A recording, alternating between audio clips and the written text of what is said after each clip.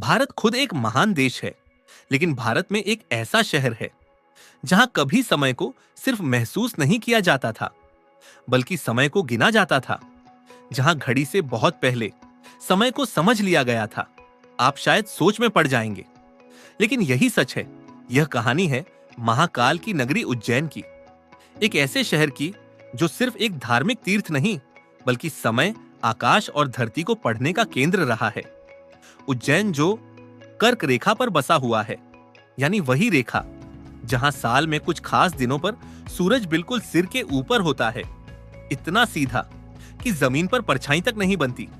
कर्क रेखा यानी tropic of cancer को आसान भाषा में समझिए। कर्क रेखा धरती की एक काल्पनिक रेखा है जो भूमध्य रेखा से लगभग 23.5 डिग्री उत्तर में घूमती है। यह रेखा खास इसलिए है क्योंकि साल में कम से कम एक दिन यहाँ सूरज बिल्कुल सिर के ऊपर होता है। ठीक से समझिए, जीरो शैडो मोमेंट क्या होता है। जब सूरज ठीक ऊपर होता है, तब दोपहर में परछाई गायब हो जाती है। इसे ही जीरो शैडो मोमेंट कहते हैं। कर्क रेखा पर बसे इलाकों में यह घटना हर साल होती है, कभी जून के आसपास। क्यों खास मानी जाती है कर्क रेखा? इसका खगोलीय महत्व यह है कि यहाँ सूरज की चाल सबसे साफ दिखती है। दिन, रात, ऋतु और साल का पूरा हिसाब अगर एक लाइन में बताया जाए तो कर्क रेखा वह सीमा है जहां सूरज का सीधा असर धरती पर पड़ता है, और यहीं से समय, ऋतु और खगोल को समझना सबसे आसान होता है। अब जरा रुकिए और सोचिए, आज हम इसे विज्ञान कहते हैं। आज हमारे पास घड़ियां हैं, कैलेंडर हैं, मोबाइल हैं, लेकिन हजारों साल पहले जब इनमें से कुछ भी नहीं था, तो लोगों को यह सब कैसे पता था? यहीं से असली रहस्य शुरू होता है। प्राचीन समय में उज्जैन के लोग सिर्फ धरती को नहीं देखते थे, वे आकाश को पढ़ते थे। सूरज किस रास्ते चलता है, चांद कब घटता बढ़ता है, तारे किस दिशा में घूमते हैं, इन सबको देखकर वे तय करते थे कब दिन लंबा होगा, कब रात छोटी होगी, कब ऋतु बदलेगी, कब वर्षा आएगी और कब फसल बोई जानी चाहिए। इन सब का हिसाब यहीं लगाया जाता था। इसीलिए उज्जैन सिर्फ एक शहर नहीं था, यह समय को समझने की प्रयोगशाला था। आज पूरी दुनिया ग्रीनविच को समय का आधार मानती है, लेकिन एक समय था जब भारत का समय उज्जैन से तय होता था। यह कोई कहानी नहीं थी, यह कोई विश्वास नहीं था, यह गणना थी, नापतोल थी, ज्ञान था। अब यहां एक सवाल अपने आप खड़ा होता है। अगर यह शहर समय को समझता था, अगर यहां समय को गिना जाता था, अगर यहां आकाश और धरती का हिसाब रखा जाता था, तो यहां शिव किस रूप में होंगे? साधारण शिव नहीं, यहां शिव हैं महाकाल, यानी जो समय के भीतर नहीं बल्कि समय के ऊपर हैं, जो जन्म को जानते हैं और मृत्यु को भी। उज्जैन में शिव देवता की तरह नहीं पूजे जाते, यहां शिव समय के स्वामी माने जाते हैं। यहां शिव डराने के लिए नहीं है, यहां शिव सच दिखाने के लिए है कि समय चलता रहता है, सब कुछ बदलता है और अंत में सबको उसी में मिल जाना है। और शायद यही वजह है कि हजारों साल बीत जाने के बाद भी यह शहर आज तक खड़ा है। लेकिन कहानी अभी पूरी नहीं हुई है। अब सवाल और गहरा हो जाता है। क्या महाकाल सिर्फ एक विश्वास है, या समय को समझने का कोई ऐसा ज्ञान जिसे हम धीरे धीरे भूलते चले गए? जब हम महाकाल को समझेंगे तभी समझ पाएंगे मृत्यु का असली अर्थ। अब जरा ध्यान से सुनिए, उज्जैन में महाकाल को सिर्फ एक देवता की तरह नहीं देखा जाता। यहाँ महाकाल को समय और मृत्यु दोनों का स्वामी माना जाता है, और यही बात इस जगह को बाकी सभी तीर्थों से अलग बना देती है। उज्जैन के महाकाल मंदिर की एक बात बहुत खास है। यहाँ शिव दक्षिण की ओर मुख करके विराजमान है। दक्षिण दिशा, जिसे शास्त्रों में मृत्यु की दिशा कहा गया है। अब सवाल उठता है, क्या यहाँ मृत्यु की पूजा होती है? नहीं, यहाँ पूजा होती है मृत्यु पर विजय की। महाकाल का अर्थ है वह जो समय और मृत्यु दोनों से ऊपर है। इसी सत्य को याद दिलाने के लिए उज्जैन में हर सुबह होती है भस्म आरती। भस्म यानी राख। राख हमें क्या बताती है? कि शरीर नश्वर है, नाम नश्वर है, पहचान नश्वर है, जो बचता है वह केवल सत्य है।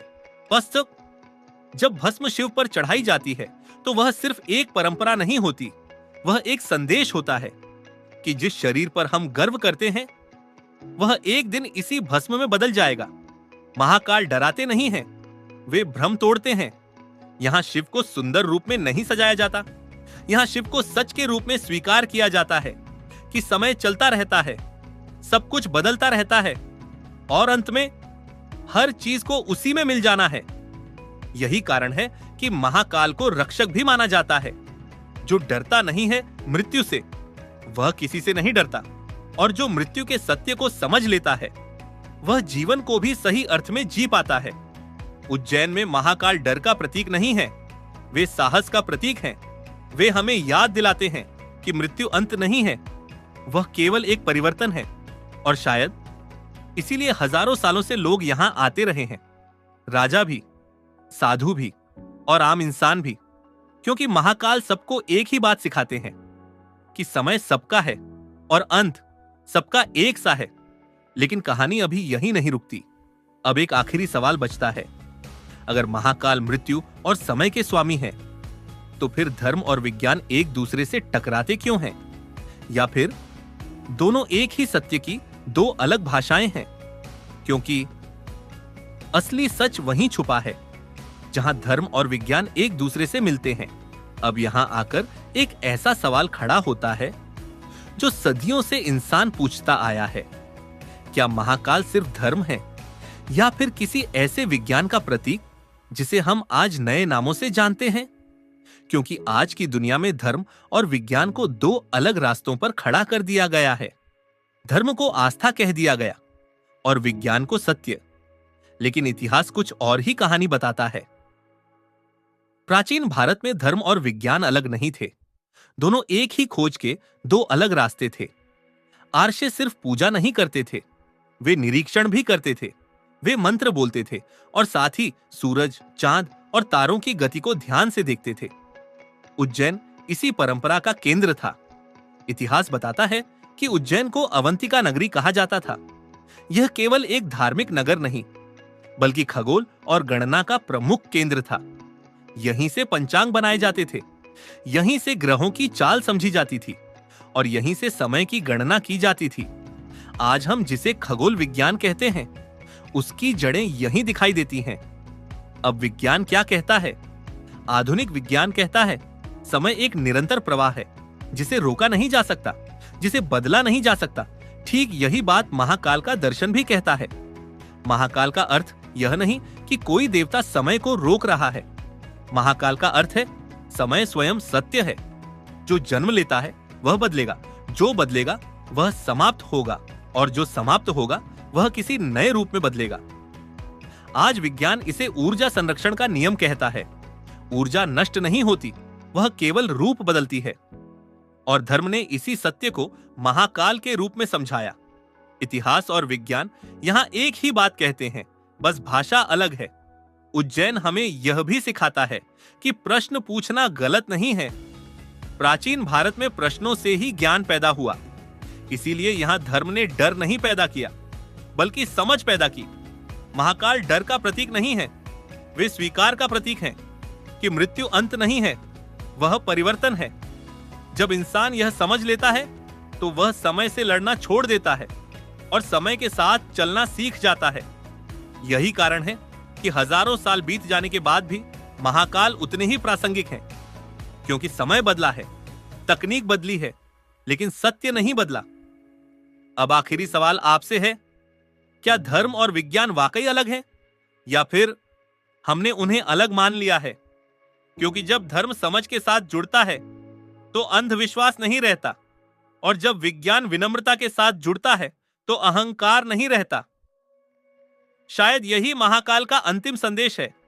समय को जीतने की कोशिश मत करो, समय को समझो, क्योंकि जो समय को समझ लेता है वही इतिहास को समझता है, वही विज्ञान को समझता है और वही जीवन को समझता है। ये और ऐसा इंसान मृत्यु से भी नहीं डरता। भैया, अगर यह वीडियो आपको अच्छी लगी हो तो चैनल को सब्सक्राइब करें, वीडियो को लाइक करें और इसे अपने दोस्तों के साथ शेयर करें। वीडियो देखने के लिए धन्यवाद।